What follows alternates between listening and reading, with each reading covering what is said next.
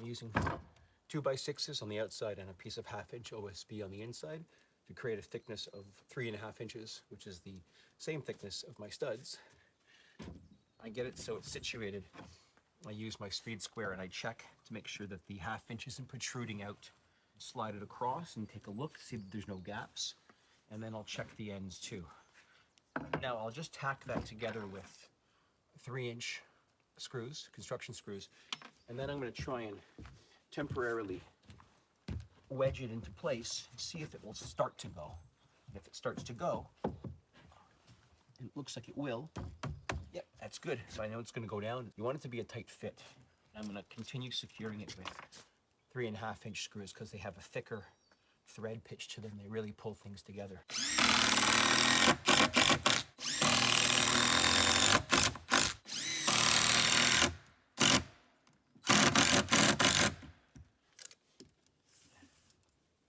So what I'm doing here is I'm measuring 16 inches and then 32, and I'll do 3 rows, 1, 2, and 3.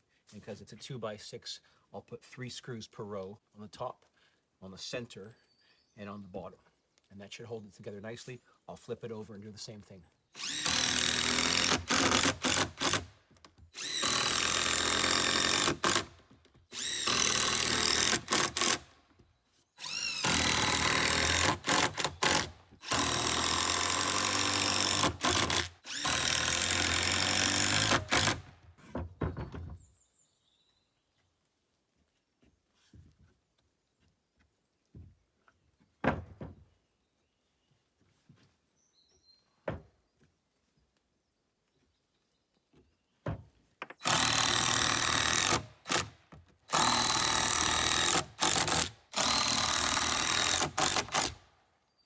We got a nice header sandwich.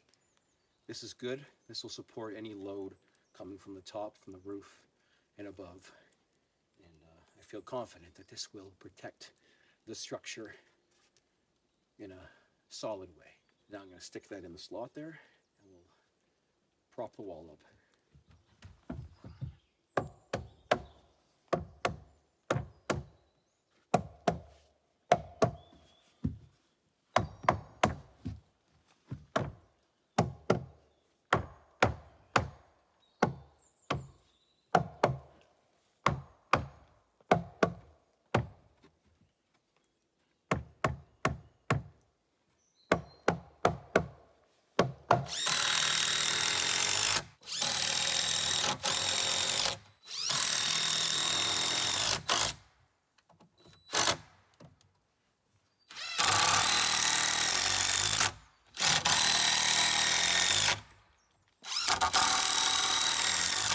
So I had a bit of an issue with that last part because the stud on this one is less than 16 inches wide, and the impact driver will fit in, but with a screw on the head, it won't. So I had to go on a bit of an angle. To do the top ones, I was fine, but in order to do the bottom ones, I had to prop it up, get in from underneath to get the angle for these 3 down here. Now I'm just going to finish this off with the Cripple stud in the center to match the ones at the bottom.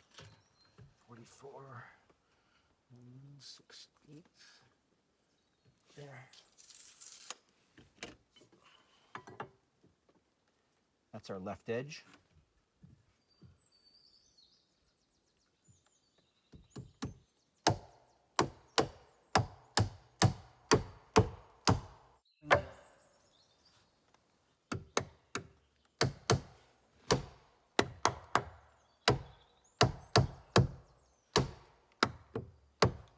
What I'm doing here is I'm checking for any bowing with this straight edge. So if it was too wide, it was making the top plate go outwards, then I would take it out and just cut off a little bit more to make it, but it's actually good the way it is.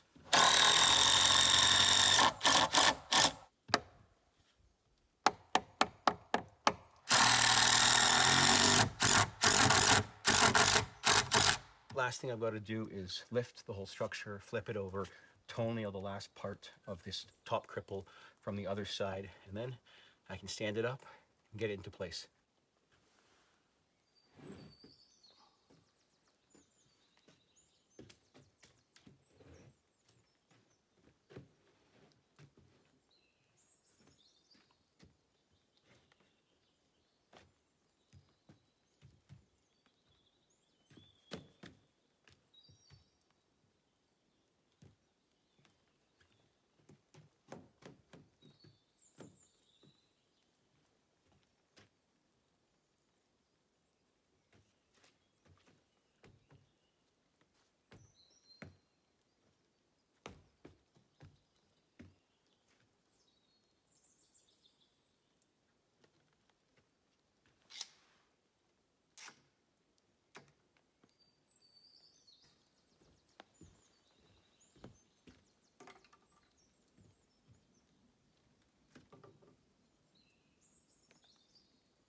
That's really good. I'm just unloading some lumber here. Quite often I put lumber, I transport it in my SUV. I usually can get about 10 to 12 2x4s and several sheets of OSB. The OSB is 4 feet by 8 feet, but I cut it down to 2 feet by 8 feet, and I can shove it into the SUV all the way to the windshield and touching all the way to the hatchback. So then I just unload it and carry it 100, 110 meters over to the cabin site, and that's how I'm doing it. So I'm going to tell you something I did, and hopefully you people can learn from my mistakes. I'm creating the last extension of this wall behind me. When creating this one, I realized I did something wrong on this wall behind me. I'll show you what it is. The opening, the rough opening, according to the window manufacturer, needs to be 30 by 36. So I got the 30 correct. I got my king studs on the end, the jack studs or the trimmers going up to the header, and then the cripples, of course. What I did not take into consideration is when I made my mark, I didn't take into consideration the thickness of the sill itself. This should be 1.5 inches lower. My rough opening is now 34.5, exactly 1.5 inches, which is the thickness of my sill. I forgot to do that.